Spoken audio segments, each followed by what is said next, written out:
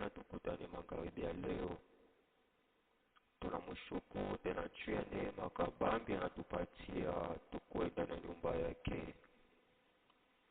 Acha tuombe Mungu que nous puissions recommander ces moments entre les mains du Seigneur, que Dieu puisse nous assister du début à la fin.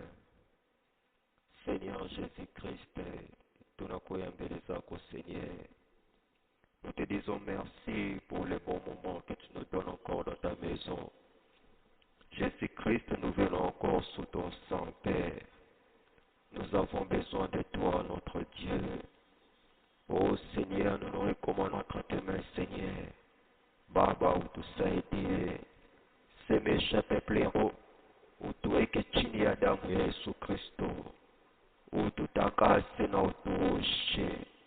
Yote Seigneur, ikonfese jina lako. Tukuza kwa autorité ya jina la Yesu Kristo. Seigneur, nous venons auprès de toi, oh Dieu. Baba, tuweke chini ya damu yako. Parle à ton peuple, Seigneur. Ne pas que ma faute pour tes enfants, oh Dieu. Accomplis ta parole, tu as dit, les derniers jours, nous les saignerons, mais que nous tous nous serons saignés par toi. Nous recommandons entre tes mains, Seigneur, au nom de Jésus-Christ de Nazareth. Alors, nous remercions Dieu pour qu'il nous a accordé. Nous le remercions, c'est qu'il est encore grâce. Et il m'a encore fait grâce de se tenir devant vous. Ce n'est pas parce que je suis le meilleur ou quoi, mais c'est par la grâce de Dieu.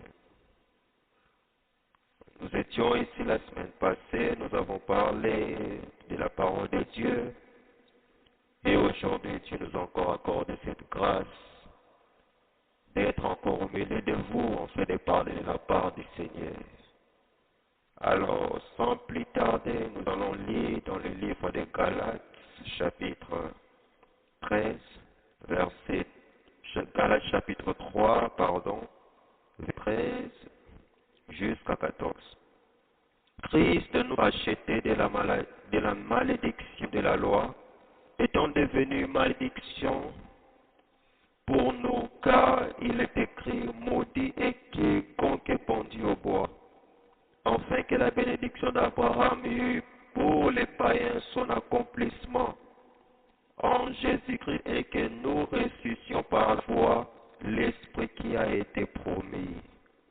Selon comprendre, Christ nous a rachetés de la malédiction de la loi. Étant devenu malédiction, Christ est de malédiction. Christ a porté notre malédiction. Il était devenu péché pour nous, car il est écrit maudit et quiconque est pendu au bas. Afin que la bénédiction d'Abraham eût pour les païens son accomplissement en Jésus-Christ, et que nous ressuscions par la foi l'Esprit qui avait été promis. Que nous puissions encore lire le passage là où nous avions lu l'autre fois. Que nous puissions lire dans, je crois, dans Hébreux, chapitre 10. Hébreux, chapitre 10. Leçon au chapitre 10. Bien, lisons Jacques chapitre 1, Jacques chapitre 1, verset 18. Jacques chapitre 1, verset 18. Jacques chapitre 1, verset 18. Il est écrit, il nous a engendrés selon sa volonté par la parole de vérité, en nous soyons en quelque sorte les prémices de ses créatures. Que Dieu bénisse sa parole. Nous avons parlé du sujet intitulé Issus des dieux par élection. Issus des dieux par élection, or engendré par Dieu. par Jésus-Christ, en Jésus-Christ. Et nous avons beaucoup parlé sur ça. Dieu voulait avoir les fils et les filles.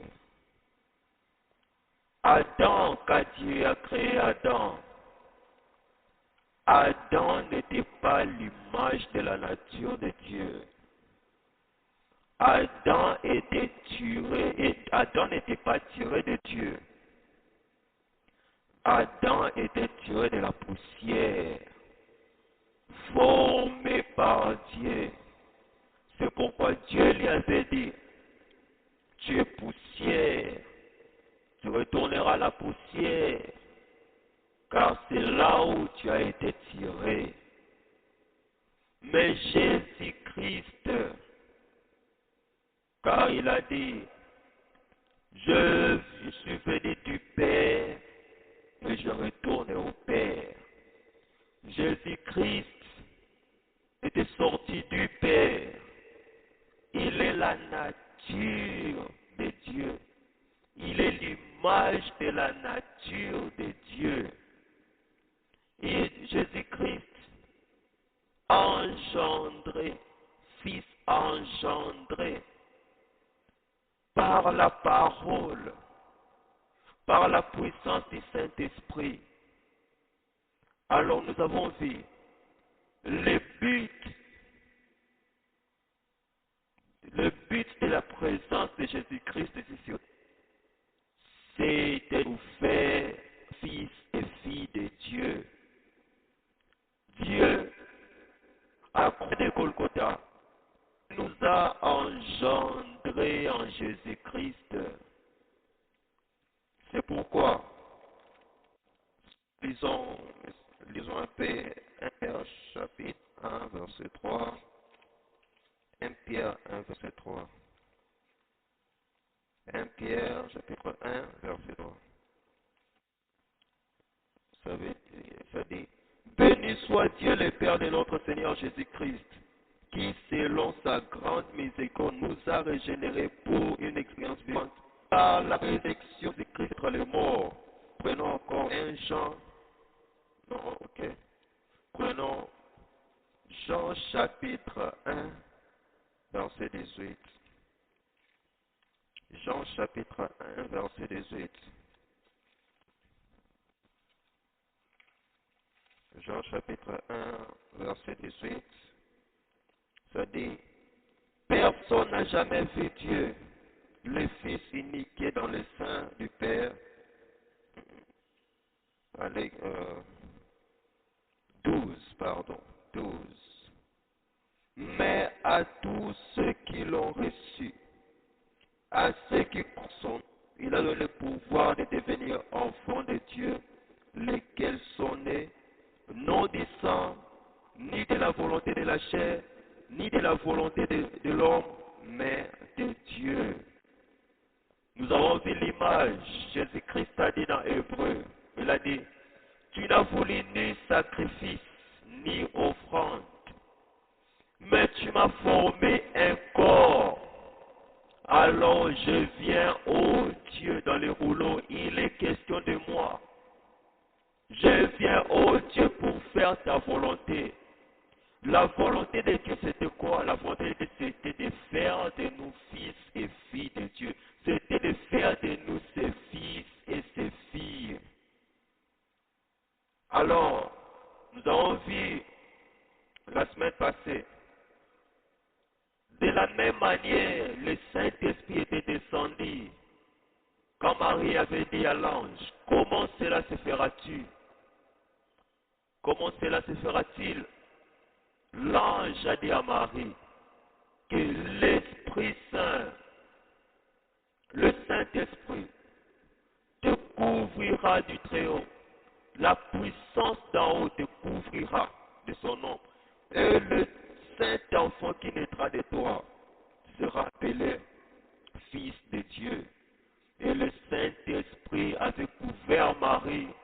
Et c'était par la puissance du Saint-Esprit que Dieu, que Jésus-Christ s'est formé en Marie. Par la puissance du Saint-Esprit. premièrement avait reçu la parole, Marie s'est laissée guider par la parole. Marie avait dit, qu'il me soit fait selon ta parole. C'est là que la parole a eu des effets dans Marie.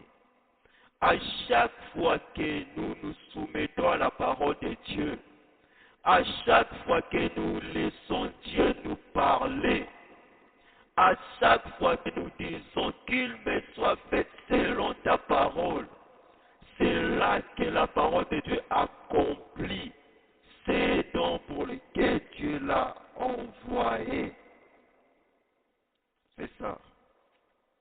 C'est là que la parole de Dieu accomplit la raison pour laquelle Dieu l'a envoyé. Ça ne peut pas accomplir les messages dans lesquels Dieu l'a envoyé si nous ne nous laissons pas entre les mains de Dieu. Si nous ne disons pas que Dieu puisse accomplir sa volonté. Nous avons lu une lettre circulaire numéro 1, avril 2015. Frère Franck a dit ici, à tous ceux qui croient et appartiennent à l'Église épouse, le message est produit, c'est pourquoi il a été envoyé. Isaïe 55, verset 11. Lisons Isaïe 55, verset 11. Isaïe 55, verset 11. Il est écrit, ainsi en est-il de ma parole qui sort de ma bouche, et elle ne retourne point sans effet, sans avoir exécuté ma volonté et accomplir mes desseins. En tous ceux qui croient, premièrement, il faut croire que c'est Dieu qui a parlé. Premièrement, il faut croire que ce n'est pas la parole des hommes, c'est la parole de Dieu. Marie avait premièrement cru. Comment cela se fera-t-il? Quand elle a cru, quand elle a écouté l'ange lui dire, la puissance du Très-Haut découvrira de son ombre, et le saint enfant qui naîtra sera appelé de Dieu. Marie a reçu la parole, Marie a cru, et elle a dit que soit fait selon ta parole. Elle a dit à tous qui croient et appartiennent à l'Église épouse mes paroles. Au par le prof William Branham. Le message n'est pas William Branham. Le message, c'est la parole de Dieu. Dieu a utilisé William Branham pour apporter le message. Et ce message qui va préparer, dans les livres, même lettre circulaire, avril 2015. Il a dit, le 11 juin 1933, c'est le jour où frère Branham a eu cet appel dans des baptisés. Le 11 juin 1933, à la rivière de Ohio, il est en train de baptiser comme Jean, et il a écouté la voix du ciel qui dit, comme Jean-Baptiste a été envoyé pour précéder la première venue de Christ, ainsi tu seras envoyé avec un message. Ainsi tu es envoyé pour préparer. Ainsi tu seras envoyé avec un message qui précédera la seconde venue de Jésus-Christ. Et ce message, cette parole que nous écoutons, si nous lisons dans Malachie, chapitre 4, verset 5. Voici,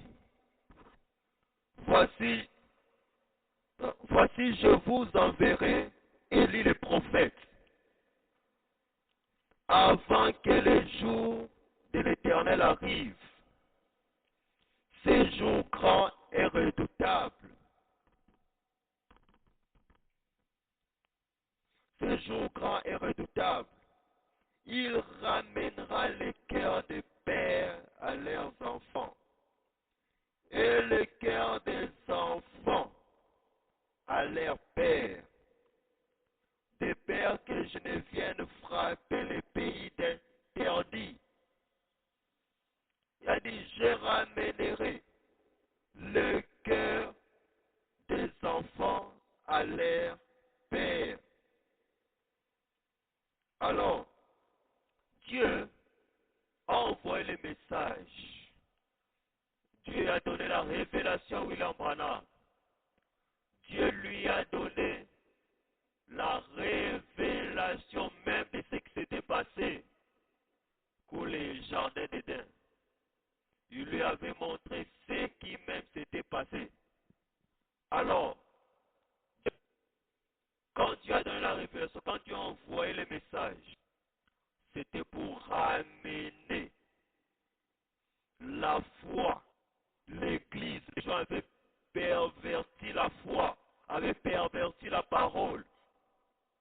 Dieu, avant son retour, avant que la colère de Dieu puisse venir, Dieu a envoyé les messages pour ramener l'Église épouse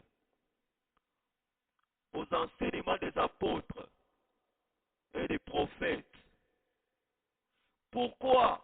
Pour préparer l'épouse. C'est là que ça va s'accomplir la parole dans Apocalypse. Il est écrit.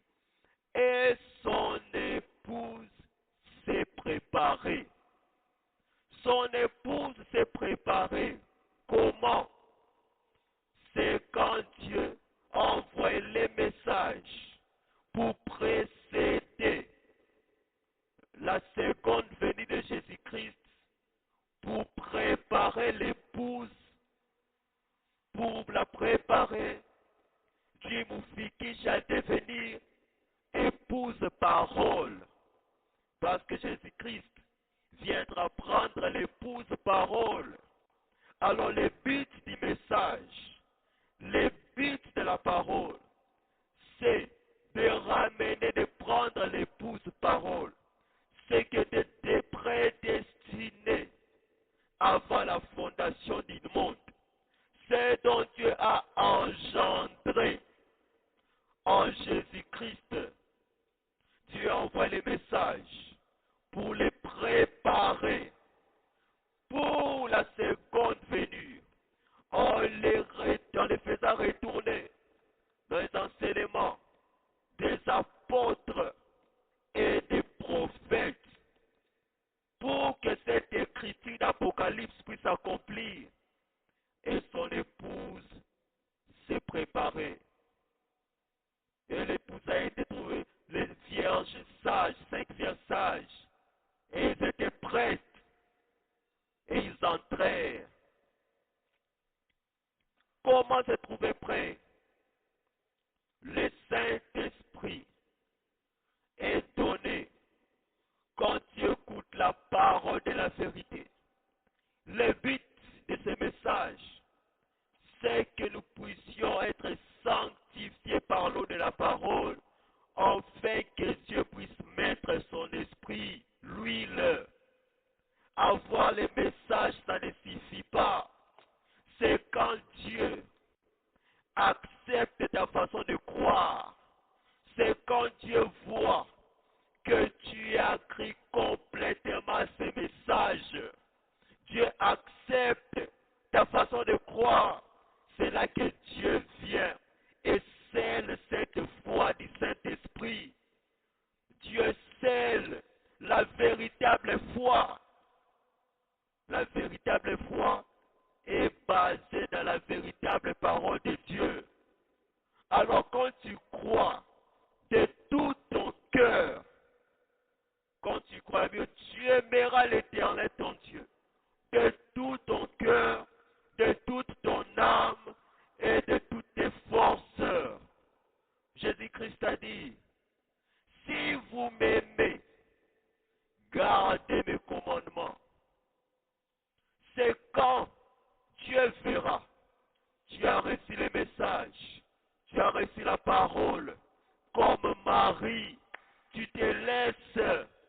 à Dieu afin qu'il puisse accomplir sa parole. C'est quand tu dis qu'il me soit fait comme cette femme au puits. Quand Jésus lui a dit, l'eau que je te donnerai coulera jusque dans la vie éternelle. La femme a dit, donne-moi de cette eau afin que je ne puisse plus jamais puiser. C'est quand le but de ce message va être accompli dans ta vie. Ta foi est ancrée dans le message. Nous ne disons pas que tu puisses mettre ta foi dans le prêtre William Branham. Nous ne disons pas que tu puisses mettre ta foi dans frère Frank. Mais nous disons que tu puisses mettre ta foi, recevoir ce message, la parole de Dieu avec foi. C'est quand tu reçois cela et que Dieu se réjouit de cette foi. Il vient, il scelle cette foi du Saint-Esprit. Il met les sceaux. C'est ça. Il nous envoie les messages pour préparer l'épouse pour la seconde venue de Jésus-Christ. Alors Marie a dit qu'il me soit fait selon ta parole. Christ s'est formé dans Marie.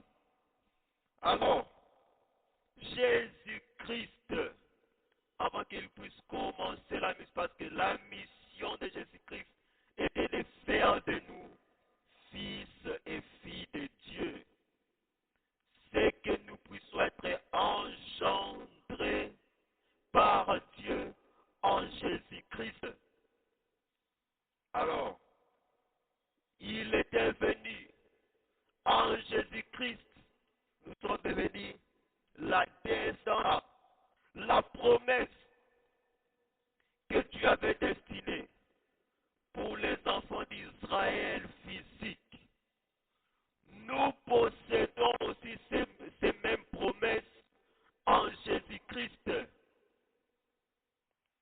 Alors, Jésus-Christ, il est allé, Jean-Baptiste, il s'est baptisé. Et le Saint-Esprit est descendu. L'Esprit pour qu'il commence le travail de la nation. Et quand il est allé à la croix de Golgotha, quand il est allé à la croix de Golgotha, il est mort. Premièrement, avant qu'il puisse mourir, il a dit tout est accompli. Qu'est-ce qui était accompli? Ce désir que Dieu avait de faire de nous fils et filles de Dieu, c'était accompli à la croix de Golgotha. Nous sommes faits fils et filles de Dieu à la croix de Golgotha. Alors Jésus-Christ est mort. Alors, de la même manière, quand Dieu avait créé Ève, il a formé Ève. Il a tiré une côte à droite, au côté droit d'Adam. Il a tiré une côte. Il a formé Ève.